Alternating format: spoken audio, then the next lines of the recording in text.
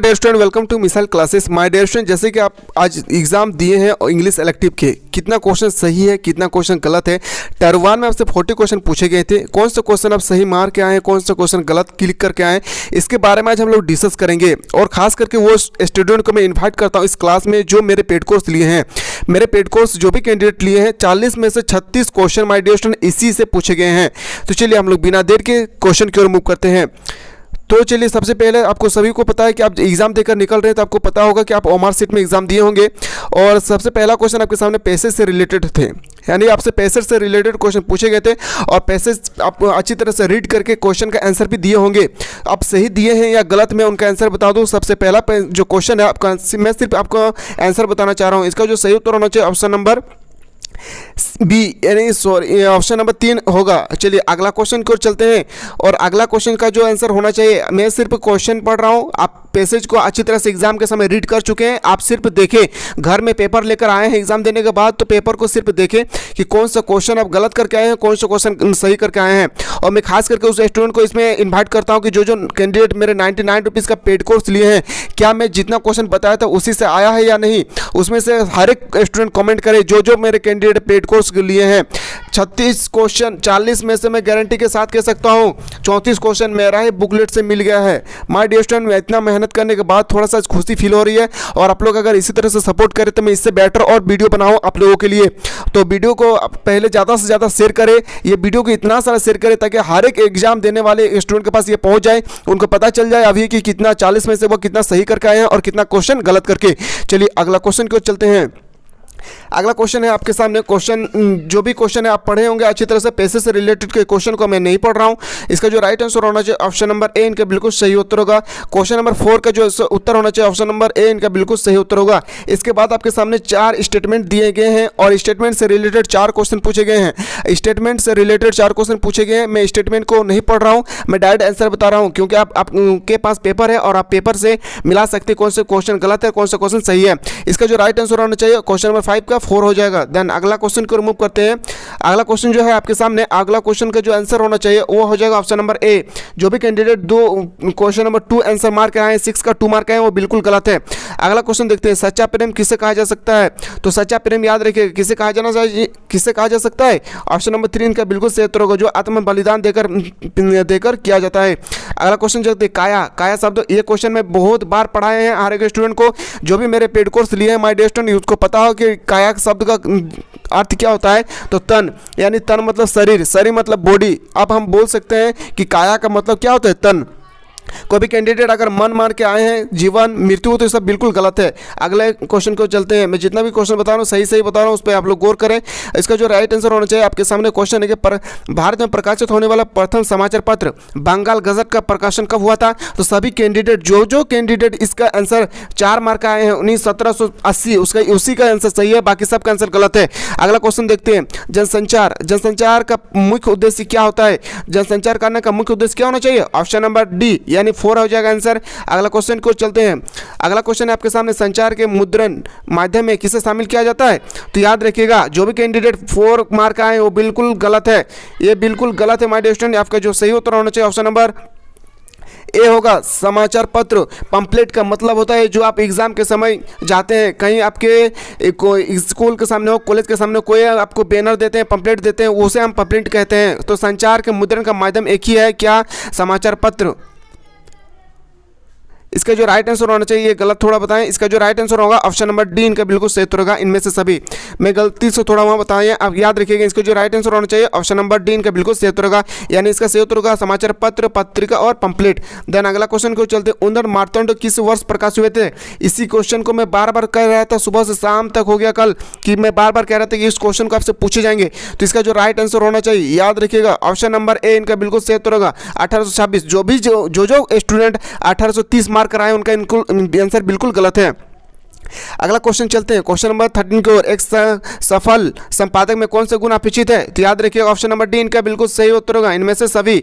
अगला क्वेश्चन को चलते हैं। अभी भी आपके पास समय है, अगर आप कोई भी कैंडिडेट पेड कोर्स लेना चाह रहे हैं 99 रुपीज़ का, जिसमें आपको 100% क्वेश्चन मिलेंगे टर्म 1 एंड टर्म 2 के, तो मेरा इस ऑफिस के नंबर पर आप लोग कॉल करें।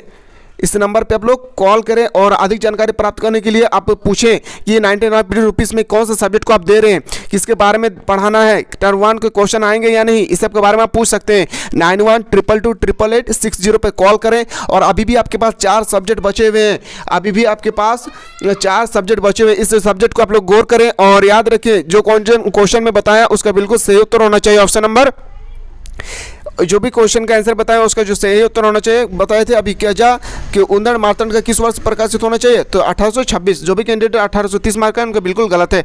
अगला क्वेश्चन को चलते हैं। अगला क्वेश्चन जो सही होना चाहिए, हिंदुस्तान समाचार पत्र का प्रकाशन का होता है, तो याद रखिएगा दैनिक। क्या होना चाहिए, दैनिक। साप्ताहिक मतलब सप्ताह में एक बार, मासिक मतलब आप महीना में एक बार, ये बिल्कुल गलत है। और याद रखिएगा अगला जो क्वेश्चन है, ये भी क्वेश्चन बहुत सारे स्टूडेंट गलत मार्क के आए। 1980 बिल्कुल आंसर नहीं होगा। जो कैंडिडेट 1980 नंबर दे रहे हैं बिल्कुल गलत है। इसका जो राइट आंसर है 1984। टेलीविजन की रजत जयंती कब मनाई जाती है, 1984। अगला क्वेश्चन चलते हैं। भारत में सिनेमा जगत का प्रमुख केंद्र स्थल कौन सा है, तो याद रखिए सभी को पता है बॉलीवुड का केंद्र कहाँ है, मुंबई में। देन अगला क्वेश्चन को मूव करते हैं। अगला क्वेश्चन को चलते हैं। अगला क्वेश्चन है कि पाक्षिक पत्रिका कितने दिनों के अंतराल प्रकाशित होना चाहिए, तो याद रखिएगा इसको जो राइट आंसर होना चाहिए ऑप्शन नंबर, इनका जो बिल्कुल सही उत्तर होना चाहिए ऑप्शन नंबर ए, इनका बिल्कुल सही उत्तर होगा। इसका सही उत्तर होगा ऑप्शन नंबर बी, 7 दिन। देन अगला क्वेश्चन को चलते हैं। फ्रीलांस का शब्द क्या आना चाहिए, इसका जो अर्थ होना चाहिए क्या होना चाहिए, तो याद रखिएगा स्वतंत्र। जो भी कैंडिडेट इनमें से सभी मार्क है उनका बिल्कुल गलत है। चलिए अगला क्वेश्चन क्यों चलते हैं, अपने हम लोग खंड की ओर चलते हैं। चलिए क्वेश्चन आपके सामने स्टेटमेंट दिए हैं और इसके बारे में आपसे पूछे गए हैं। तो चलिए मैं बताऊं सबसे पहले कि इसका स्टेटमेंट किससे रिलेटेड है। तो ये स्टेटमेंट रिलेटेड है सूर्यकांत त्रिपाठी निराला, बहुत इंपॉर्टेंट है। और मैं बार बार कह रहा था हर एक स्टूडेंट के सीरीज सूर्यकांत त्रिपाठी निराला से क्वेश्चन आएंगे ही तो आएंगे। और जो भी क्वेश्चन मैं बता रहा हूँ ये सब मेरे पढ़ाए हुआ क्वेश्चन है। जो भी कैंडिडेट पेड कोर्स लिए उनको पता चला होगा कि कौन सा क्वेश्चन पूछे जा रहे हैं। कवि ने किसे अपना सबल कहा, तो सभी को पता होना चाहिए ये किसे कहा, तो याद रखिएगा इसको जो राइट आंसर होना चाहिए स्वयं को। कल ही हम पढ़ाए थे स्वयं को। देन अगला क्वेश्चन को मूव करते हैं। अगला क्वेश्चन को चलते हैं। कवि का जीवन कैसा रहा, तो दुखपूर्ण। क्या होना चाहिए ऑप्शन नंबर बी, इनका बिल्कुल सही उत्तर होगा। विकल शब्द का क्या अर्थ होना चाहिए, विकल का मतलब होता है व्याकुल। ऑप्शन नंबर ए, इनका बिल्कुल सही उत्तर होगा। कारण या गीत किस कविता के नाटक से लिया गया है, बहुत इंपॉर्टेंट है और मैं बहुत बार पढ़ा इसको, तो इसका जो होगा चंद्रगुप्त। अगला क्वेश्चन चलते हैं। वसंत आया को किसने लिखा था, राइटर के बारे में बार बार आप लोगों से कह रहे थे और लेटर से रिलेटेड में भी बार बार आप लोगों से कह रहे थे। टर्म 2 में आपको राशन कार्ड पूछा गया या नहीं, और मैं आप लोगों को कितना अच्छी तरह से पढ़ाए थे कि राशन कार्ड को आप लोग करना है, कोरोना वायरस को करना है, कंप्यूटर से शिक्षा से रिलेटेड आपको करना है, इस सब के बारे में आपको करना है, आपको बहुत ही अच्छी तरह से मैं बताया था। अगला क्वेश्चन क्यों चलते हैं। क्वेश्चन है कि कार्निया गीत बताएं, वसंत भी बताएं। अगला क्वेश्चन चलते हैं। जब प्रकृति से नाता टूट जा रहा है तो वसंत के आने का पता किस पर चलता था, ये क्वेश्चन हम नहीं पढ़ाए थे। तो जहाँ तक मुझे उम्मीद है इसका जो राइट आंसर होना चाहिए, इसका जो सही उत्तर होना चाहिए, याद रखिएगा इसका जहाँ तक मेरा उम्मीद है कि ऑप्शन नंबर इसका होना चाहिए ऑप्शन नंबर 4 यानी कैलेंडर। अगर क्वेश्चन का आंसर में गलत बताएं तो कमेंट में आप लोग बताएं, क्योंकि ये क्वेश्चन मुझे डाउट है। अगला क्वेश्चन क्यों चलते हैं। अगला क्वेश्चन क्यों चलते हैं। मुक्त छंद के प्रवर्तक कवि के रूप में माना जाते हैं, बहुत बार पढ़ाए थे। इसका जो राइट आंसर होगा सुमित्रानंद पंत। चलिए अगला क्वेश्चन क्यों चलते हैं। गीत गाने दो मुझे कविता में कवि ने किसे समय का वर्णन किया, तो मैं सिर्फ आंसर बता रहा हूँ, इसको ऑप्शन नंबर 4 हो जाएगा। देन अगला क्वेश्चन चलते हैं और फिर से आपके सामने स्टेटमेंट यानी आपके साथ पैसेज दिए हुए हैं और पैसेज का उत्तर आपको करना है। तो चलिए पैसेज की ओर हम लोग रीड करते हैं और पैसेज को आप लोग अच्छी तरह से रीड कर चुके होंगे उम्मीद करते हैं। तो इसका जो राइट आंसर होना पंडित चंद्रधर शर्मा गुलेरी। चलिए अगला क्वेश्चन क्यों चलते हैं। जो भी कैंडिडेट आसगर वजाहत मारकर आए हैं वह बिल्कुल गलत है। Question number 29। अरे मैं उन दिनों कितना काम कर लेता था, यह कथन किसका था, तो याद रखिएगा यह कथन था गांधी जी का। किसने, महात्मा गांधी जी का। देन अगला क्वेश्चन को रिमूव करते हैं। याद रखिएगा बहुत इंपॉर्टेंट क्वेश्चन मैं बता रहा हूँ, अभी भी आप लोगों का पेड कोर्स लेना है तो ले, क्योंकि बहुत इंपॉर्टेंट सिलोट चल रहा है और इसमें सेलेक्टेड क्वेश्चन ही बताए जाएंगे। अगर आप अभी भी कोई कैंडिडेट अभी तक 4 विषय के एग्जाम बाकी है आपके सामने, कोई भी स्टूडेंट याद रखिए अगर आप नहीं पेड कोर्स लिए हैं तो 99 रुपया कोई बड़ी रकम नहीं है माय डियर स्टूडेंट। बहुत पैसा आएंगे, बहुत पैसे चले जाएंगे, पर आपके सामने जो अभी सर्टिफिकेट है ना, वो जिंदगी में लाखों रुपया देने के बाद भी आप बदल नहीं सकते हैं। इसलिए खास करके ध्यान दें, 99 रुपया बड़ी बात नहीं है। और एग्जाम दे अच्छी तरह से। टर्म 1 में मैं चैलेंज करता हूँ, हिस्ट्री में अगर 40 में से 40 क्वेश्चन नहीं आए तो 2 गुना पैसा वापस। याद रखिएगा, पॉलिटिकल में 40 में से 39 क्वेश्चन नहीं आए तो याद रखिएगा 2 गुना पैसा वापस कर देंगे। इकोनॉमिक्स में उसी तरह से कंडीशन फॉलो करना है, ज्योग्राफी में उसी तरह से कंडीशन फॉलो करना है। जितना क्वेश्चन मैं बता रहा हूं उससे बाहर आपसे नहीं पूछे जाएंगे। चलिए अगला क्वेश्चन की ओर मूव करते हैं।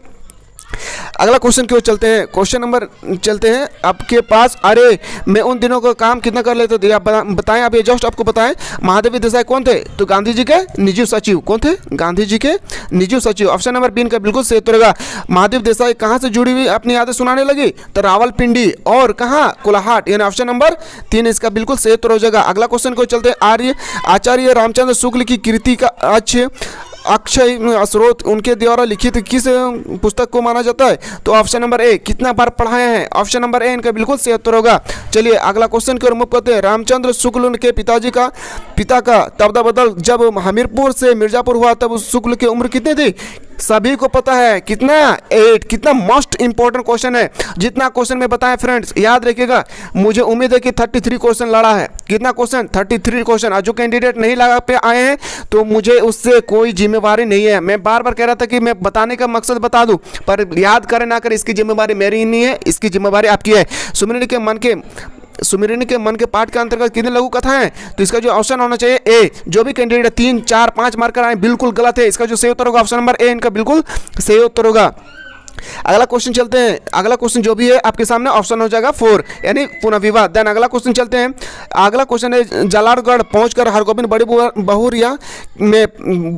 बहुरिया के पेड़ पकड़कर माफी क्यों मांगने लगी? क्योंकि बहुत अच्छी तरह से पता है कहानी में बड़ी बहुरिया का संदेश नहीं सुना पाने के कारण। ऑप्शन नंबर ए इनका बिल्कुल सही उत्तर होगा। सुदास की झोपड़ी प्रेमचंद के उपन्यास का अंश है किसकी? रंगभूमि की। कितना जोर से मैं पढ़ाया था, रंगभूमि की। अगला क्वेश्चन को चलते हैं। अगला क्वेश्चन आपके सामने, सुदास की झोपड़ी को आग किसने लगाई थी? तो भैरव ने। किसने आग लगाई थी? भैरव ने। सभी को पता है। अगला क्वेश्चन चलते हैं। आटे की राख को कौन बटोर रहे थे? यानी आटा की तरह राख को आटा की तरह कौन बटोर रहे थे? तो जो कैंडिडेट भैरव मारकर आए हैं बिल्कुल गलत है। इसका सही उत्तर होगा सूरदास, क्योंकि सूरदास की झोपड़ी थी। देन अगला क्वेश्चन को चलते हैं और लास्ट क्वेश्चन है आपके सामने। मैं फिर से कह रहा हूं आप लोगों के सामने कि कोई भी कैंडिडेट अगर 99 रुपए का मेरा पेड कोर्स नहीं लिए, अभी भी आपके सामने 4 एग्जाम बचे हुए माय डियर स्टूडेंट।